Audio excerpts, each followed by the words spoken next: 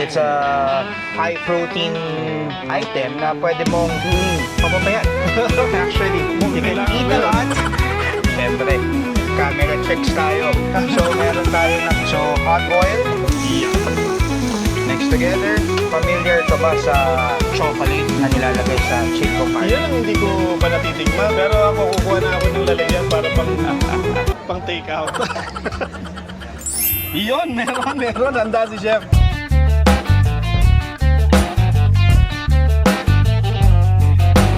Hey, up, Raptors up mga kausok. So while we are here in Clark Parade Grounds and habang nandito si Chef Mix, no, samantalahin na natin while he's here.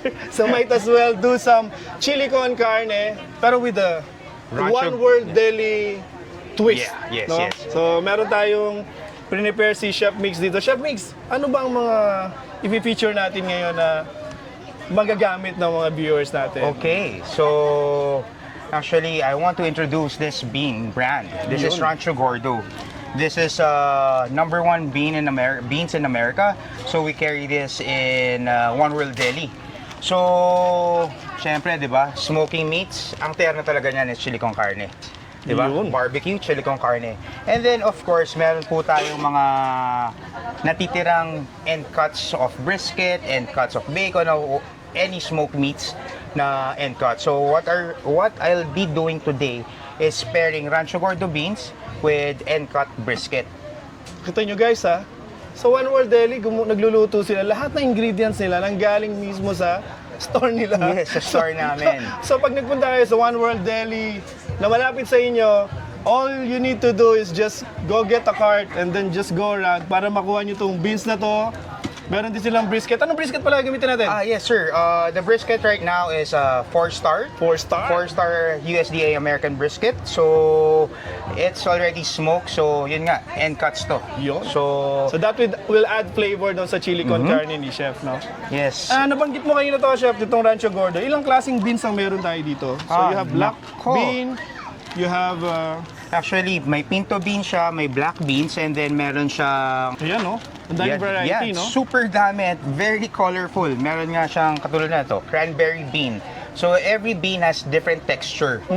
So actually, bean is a good substitute sa rice. It's a high protein item na pwede mong mapapayat. Actually, you can Kailangan eat ko a yun. lot Pero of actually, beans. Chef, minsan kasi ang medyo intimidating pagka sinabi nilang red beans or beans. They have to soak it overnight, no? Yes, Kailangan sir. matagal nila isusok sa tubig to para lang mapalabas talaga nila at magamit nila doon sa kanilang chili con. Pero with your beans, ano ang kaibahan nito sa mga regular beans? This is one of the fresh beans available in the market. So, ang style dito is you just cook it for 2 to 3 hours. 2 to 3 hours, guys, no? Kasi kami pagka gumagawa kami ng mga chili con carne, so to prepare it, kailangan nakababad siya overnight o matagal namin ibababad para lang mapalambot namin yung ganitong klaseng beans. Pero this beans, ang Rancho Gordo, 2 to 3 hours lang ang kailangan mo. So meron ka na dyan, Chef. Yes, sir. So, right now, syempre, camera tricks tayo. So, meron tayo na palambot na konti na Rancho Gordo. So, I'll just share my trick of a good chili con carne. So, actually, this is my version, no? Yun. So, kanyang chef may kanya-kanyang version. So, this is my way. Yun. So, I'll be using Rancho Gordo, beans, pinto beans to be exact, and then smoked brisket. And then binalik ko yung juice niya. And sa smoking din, 'di ba? May kanya-kanyang smoking. So there's American style smoking, there's a European style smoking. Mine is a little bit of twist. So in my brisket, I put coriander seeds and mustard seeds. Yun. So beans, chili con carne is layering of flavors. So yun po ang gagawin natin today. So, excited na ako. Excited na ba kayo, guys? No? So, tingnan natin paano gagawin ni Chef yung kanyang own style, no, na chili con carne using pinto beans and then brisket. Aside from brisket, Chef, meron ka pa ibang meat na ilalagay? No more meat, but So what yun I lang, do, no? what I did, an extra step, is I grilled the onions. Yon, grilled onions, no? Grilled onions. Anong slightly, So, sweet smoky. Caramelized na Yes, ano, sir. no? To enhance everything. At para pa bumilis lahat. Yun. So yung chef, yung green na yun must be the coriander, no? This one, ang flavor profile ng coriander, the leaves has leafy flavor. Yun. The roots and the stem has the flavor. So, isasama natin sa gisa. Yeah. And then, of course, chili con carne, normally may salsa yan. Pinipare natin sa nachos and everything. So, we'll be putting our own salsa also to enhance the flavor and of course to use everything in the So from scratch to, chef? yes, everything's from scratch. Yeah. Okay, sige, tingnan natin, no? Yung ating... So hot oil, Yeah. mix together, onions, coriander, roots, stem, sorry. Alright. Ako assistant ni chef ngayon. Wag. Yeah. Thank you, sir. So low heat lang ito, chef? Low heat, medium, actually it's medium high. Medium high? Oo. Okay. Kasi naka-pre-sweat na, we just have to move faster. Yeah. And actually, sir, familiar ka ba sa chocolate na nilalagay sa chili con carne? Yan ang hindi ko pa natitigman, kaya with Chef Mix, lagi tayong may natututulang bago. Tingnan natin how can Chef mix it with the traditional chili con carne, yung kanyang chocolate mixed. So ano tawag natin ngayon dyan? Actually, it's dark chocolate powder to enhance the flavor lang. Yun. Some recipes, actually classic recipes, may nilalagay talaga. Yun. But again, it's their own style. So ako, nung nalagyan ko, na-enhance yung flavor at natuwa ako, and then there we go. That's my chili con carne. So inano mo na, in-incorporate mo na Yes. sa inyong mga dishes. Yun. So nilagay na yung salsa. Salsa from scratch. Yan. And then, the star, actually 4-star. The It's star, 4-star. brisket. Yan. Yes, sir.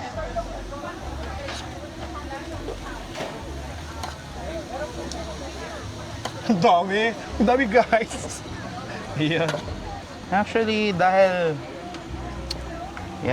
masarap Generous- siya. generous Generous tayo tayo. today. I'll pour it all in. Yun. Alright. Oh. So, itong ginagawa mo, Chef, will feed how many people, do you think? Actually, isang barangay, sir. So, marami. Pwede, no? Yes, sir. Actually, one pack na ganito can feed you around 10 10. people. Kasi Yeah. dumodoble siya eh. And that side dish size? Side dish, sides, or actually your main meal. Main Wow. meal eh. And then of course, any chili con carne, you need to have ano. Mexican dry chilies So, Mexican dried chili to enhance to the flavor. add the Yeah. kick doon sa kanilang chili con. Yeah. So around this time, I'll be adding a dark chocolate powder. Yan na yung dark chocolate, guys. No? Yung dark chocolate, guys, ito yung kakaiba. No? When Chef Mix, sabi niya, when he started using this, and then enhance yung flavor, so nag-stick na siya sa ganitong chili con carne style. So, konti lang naman. Actually, dark chocolate naman, it's not sweet, but it doesn't really, it enhanced the dish. Yan, naamoy ko na talaga, naamoy ko na. Nagugutom na ako. Buong araw tayo kumakain, pero pag naamoy nyo, parang gusto nyo ulit kumain. Yan, no? Diba? So wala pa yung beans niyan, ha? So that's just the base. So, this is our smoked brisket chili con carne. May phone-in question tayo. Ayan.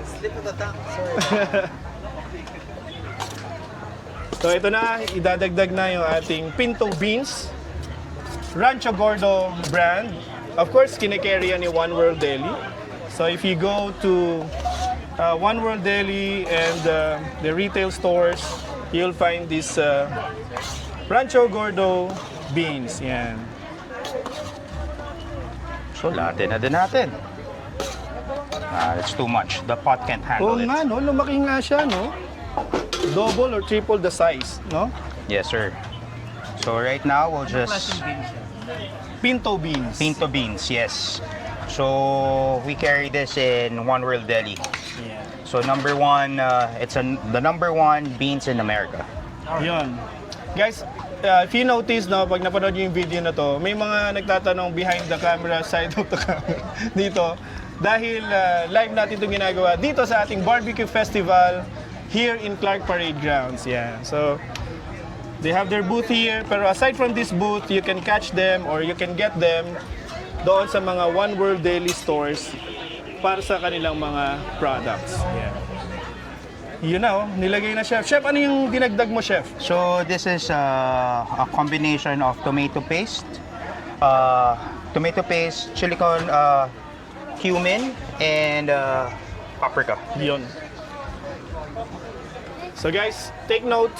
Alam nyo, si Chef nag-enjoy lang, pero kayo baka mag-enjoy din kayo. Makalimutan nyo mag-take note, no? Take note nyo yung kanyang mga ingredients. Yan. Kayang-kayang gawin sa bahay, Chef, no? Yes, sir.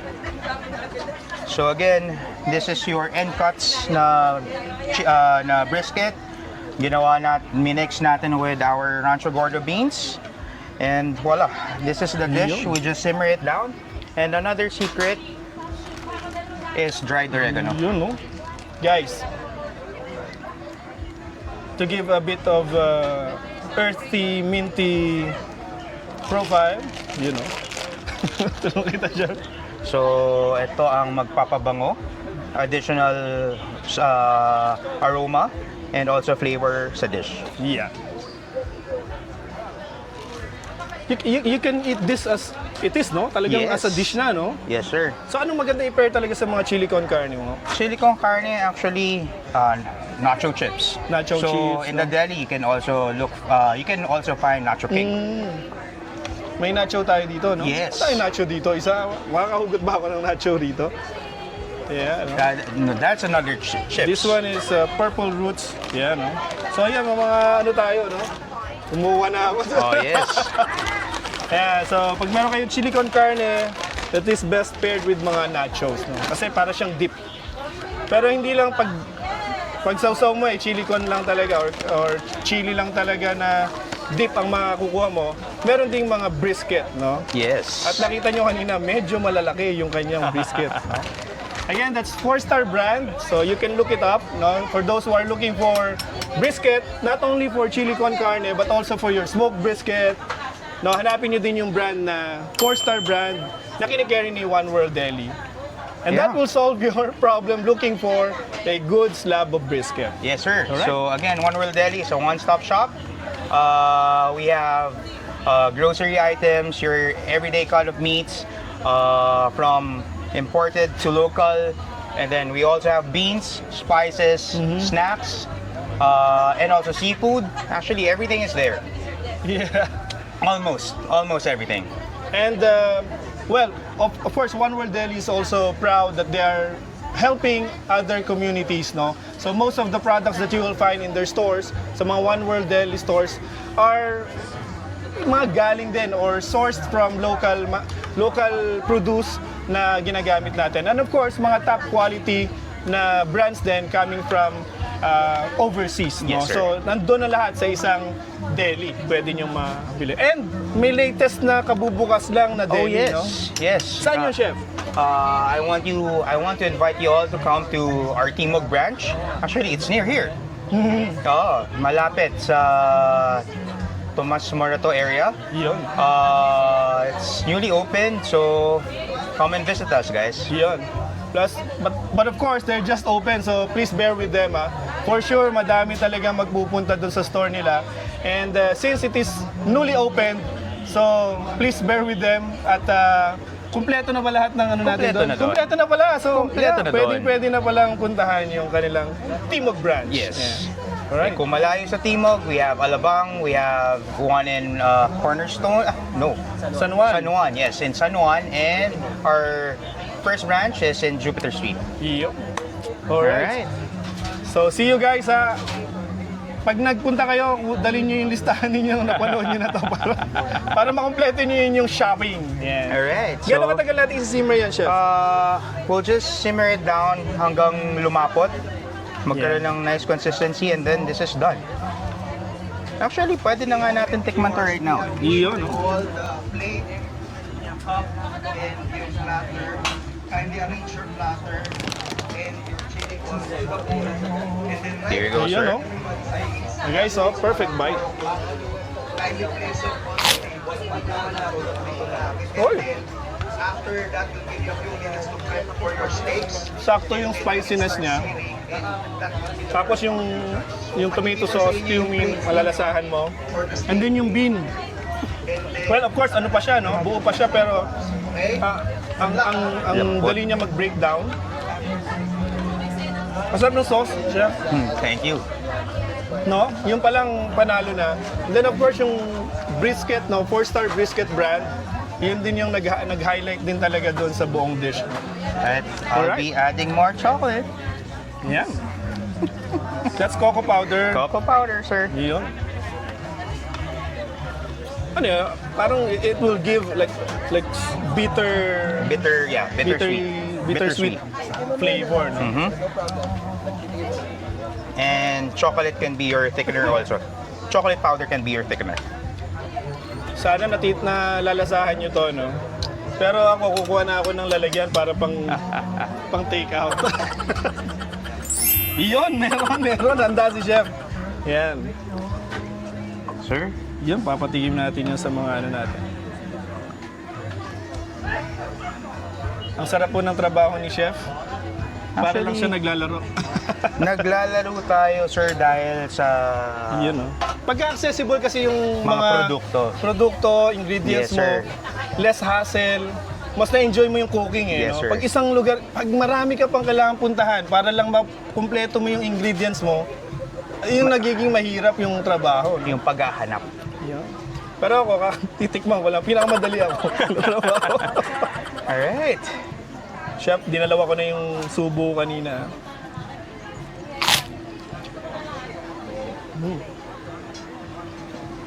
Tsaka yung smokiness ng beef, nandun.